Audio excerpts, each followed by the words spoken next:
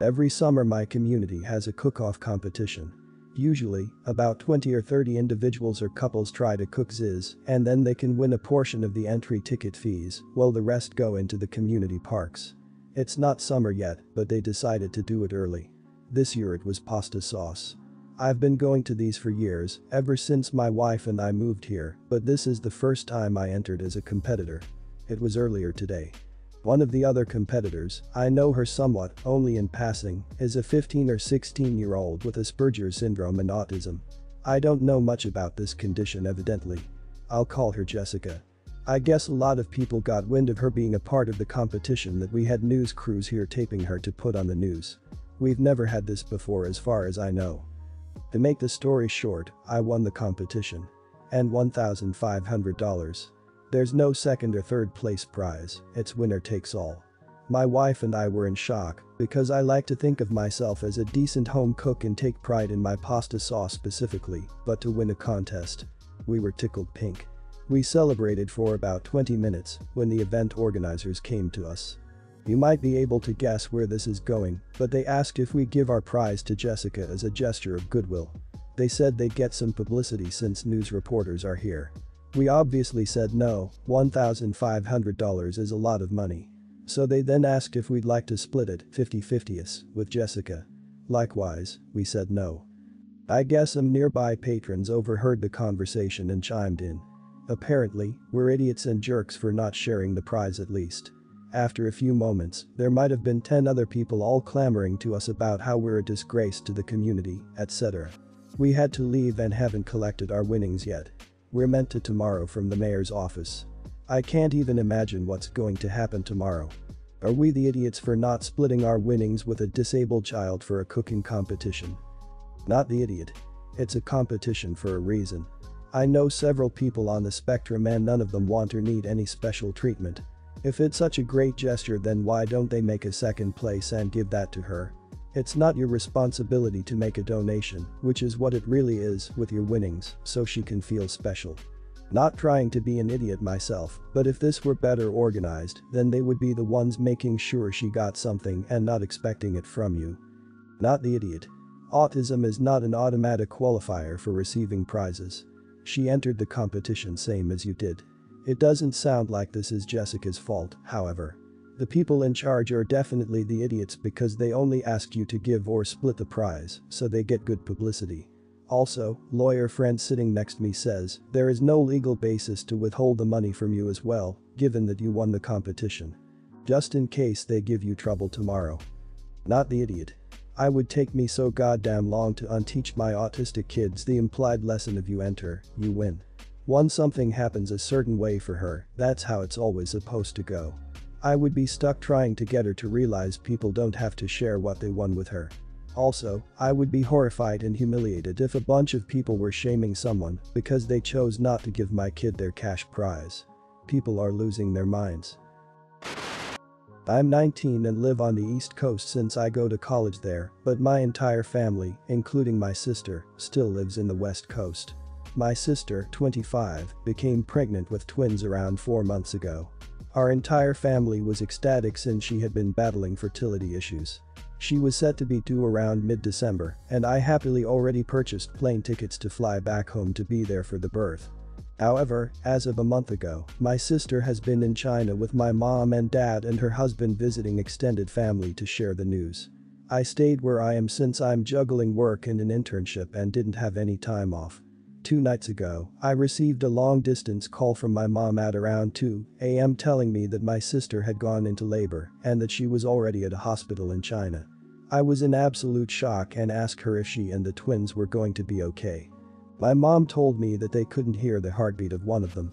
She demanded that I buy tickets right now and leave on the next available flight as soon as possible. I immediately began looking up the flights with no layovers, but even the cheapest flight I could find was pushing $2,000 round trip.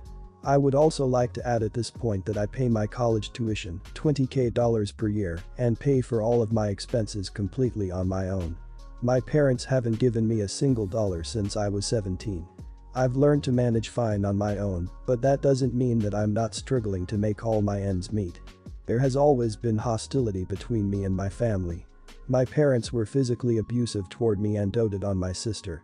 It angered and saddened me as a teenager, but I've learned to move on now and am fully independent. However, paying $2,000 out of pocket to fly to China to see my sister was just too much for me. In addition, I would have to alert two of my bosses who may or may not understand and risk losing one of my jobs. I had a presentation on Monday that I'd prepared 2 months for and was supposed to be doing in front of 3 labs.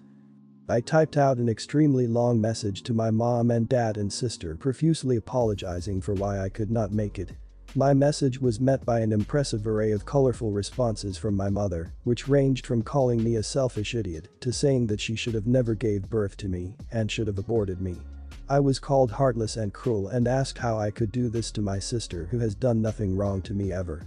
Around 6 a.m. I got a message from my mom which translates to, "Both twins died. Your father and I no longer will call you our daughter. You are no one to us. Never contact us or your sister again. She wants to tell you that you are heartless and that she wishes you lose all your future children." I responded with, "I'm so sorry. Yeah, it hurt even though I expected it. I still don't think I was in the wrong and I did what was absolutely necessary in my situation, but I do feel real freaking crappy. Am I the idiot here?" Not the idiot. You do not need that kind of toxicity in your life. Crap happens. The baddest blunt fact of life is that a lot of us women have gone through miscarriages and loss is more common than people want to talk about and is still very taboo. And it is not your fault and your parents and sister should not be using this as a way to punish you. You have your life and you need to live it according to your means. I wish your sister best of luck and I wish your parents a kick in the back for nasty and selfish. Not the idiot. Crappy parent aside, assuming you aren't a Chinese citizen, for example, don't have a Chinese passport, you probably wouldn't have been able to even get into the country. You would have needed a visa, and although you can apply for an emergency visa upon landing in China, border control would require that you had written permission from the relevant authorities. Even if you had flown there, it's likely you would have been stuck in the airport until you were able to find a way home. Not the idiot, your parents are. They are grieving, but that's no excuse for taking it out on you like that. If I were you, I wouldn't give up on your sister just yet. It's possible she didn't say anything at all and your parents are lying. It's also possible that she did say those things in the heat of the moment. She just lost her babies, and your parents seem hellbent on scapegoating you, so in her grief, she might have just gone along with it. Perhaps you can reach out to her when she get back. So for some context, I work nights at a fast food restaurant. I work from 10 p.m. to 3 a.m. Wednesday to Sunday. The only 2 people that are working these hours and these days are my manager and myself. This of course has made me and my manager grow pretty close. So a couple of weeks ago after my manager found out my long-term boyfriend and I broke up, he confessed to me that he had feelings for me. At the time I was shocked but honestly flattered. I did find my manager attractive, but I told him it just wasn't the right time because I was just getting out of a serious long-term relationship. It was awkward, but he claimed to understand. The next day he barely spoke to me. Every day after that was basically the same. Work was so awkward and awful now. He would only speak to me to tell me to do something. After about a week of this though it kind of escalated. A customer came back and told me I messed up his change. I realized I had in fact messed up and went to my manager to ask him to open the drawer to correct it. As soon I told my manager he began berating me in front of the customer. I tried to apologize, but he told me I was sassing him and threatened to write me up. I was shocked. He had honestly never acted this way, but to be honest I realized I made a mistake and just dropped it. Until about a few nights ago. One male regular came in. I took his order and no one else was in the store, so we got to chatting. Just normal everyday small talk. After he left about a few minutes later my manager proceeds to tell me my constant flirting with male customers was disgusting and needed to stop or he would write me up. I was in shock and just chose to give him the silent treatment the rest of our shift. The next day I called my general manager and asked for a shift change. He asked me why and I told him it was just personal, but he would not drop it. Finally, I just said it was awkward and off with my manager who had confessed to having feelings for me. He told me if I really wanted to change I need to file a claim with HR. So I reluctantly called HR and told them what happened. They seemed pretty upset about this and said they would deal with it. I told them I just wanted the shift change, but they just said they would come up with a solution to benefit everyone. So turns out their solution was to write up my manager for inappropriate behavior with staff, and after he argued hard with this, they made him take a few days of unpaid vacation. Heard this through the grapevine. I told some of my friends and they told me that I did him dirty. I tried to say I didn't want that to happen, but they told me with today's climate, I should have known HR would overreact and try to cover their backs because an older male manager was making a young female employee uncomfortable. I feel bad he's in this crap, but all I wanted was a shift change. Am I the idiot for going to HR? Not the idiot. HR did not overreact, they acted properly. This is evidently a pattern, you have no idea how many previous complaints they fielded about him, and, assuming the facts are as stated, it seems highly likely that the bad relationship would have worsened. He clearly doesn't take rejection well. You did exactly what you should have done, and tell anyone that says you did him dirty to talk to me. I have 20 years consulting experience, and I say you did perfectly right. Not the idiot. You did the right thing. He wasn't just making you uncomfortable. He was attacking you because his feelings were hurt. Your friends would have been right if your manager had done nothing out of the ordinary after confessing his feelings. The possibility of HR overreacting does not mean that you have to sit there and just accept abuse from him. If he had fired you, which I know he was going to get around to doing, would they say you did him dirty then? Not the idiot. It screws that they wouldn't give you a shift change, which was exactly what you wanted. I assume that you weren't trying to affect his pay or his standing with the company, which is why you mentioned your reluctance to even speak with HR. Hope things don't get more awkward at work whenever he comes back. Also, something at that guy. Given what you said about how you felt about the guy prior to his disposition changing, it sounds like he really screwed it up. My son, age 4, has developed a pretty disgusting spitting habit. He spits on the floor, he spits on his toys, he spits in public, and pretty recently he's started to spit at people. My wife and I are at our wits' end and have tried all sorts of things to try to get him to stop. We've sat him down and tried to explain the best you can to a young child about how it's wrong and not a very nice thing to do. We've sent him to timeout when he starts a spitting frenzy, and we've even taken away and thrown out toys he spat on to try to show him that there are consequences for his actions. None of this has had any impact, and if anything he's gotten even worse with time, to the point we're considering family therapy. If it were possible I'd just leave him at home until this phase passed, but as my wife works full-time and I do not, usually it's just him and I at home and I can't just leave him there. A few days ago I took him to the supermarket and as soon as I got to the store he got this grin on his face and I could just tell he was planning something vile. I actually told him never mind the shopping, it was time to go home, but he wrenched himself out of my grasp, walked up to some random woman in the store, bold as anything, and spat directly at her. There was this huge wad of spit just splattered all over dress, and to make matters worse, he starts cackling immediately after. I snapped at this point and spun him around, got down to his level, and spat fully in his face, shouting if he liked it. I want to make it clear this is something I'd usually never consider, or even think of doing. I don't know what came over me.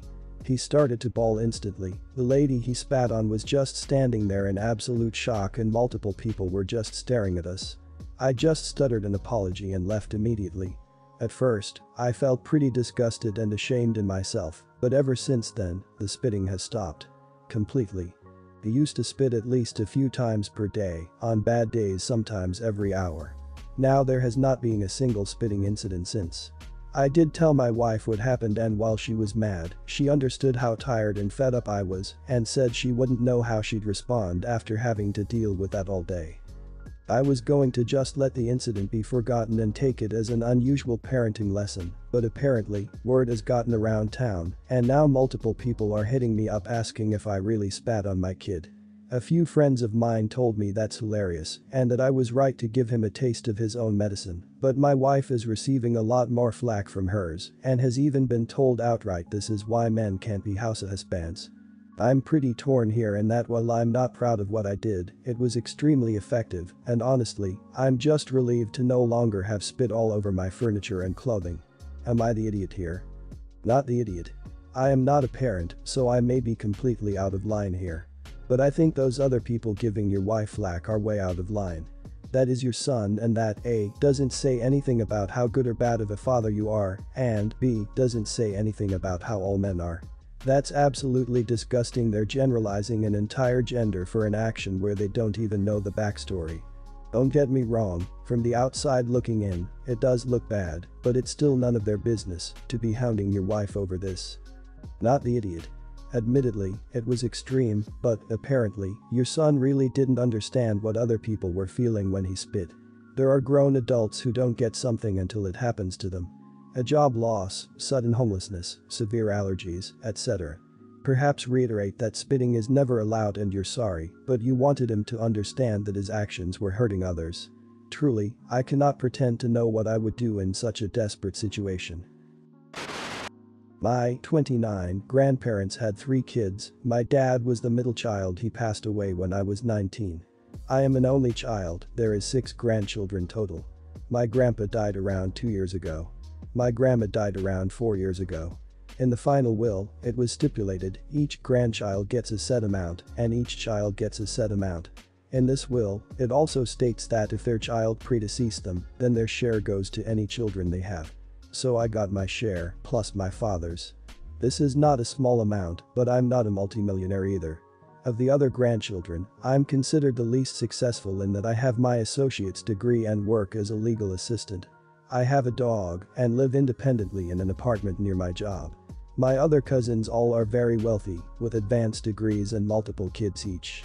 I have one cousin though, who is successful but lives way beyond his means and mooches off his parents, my dad, sister and husband, when bill collectors come around.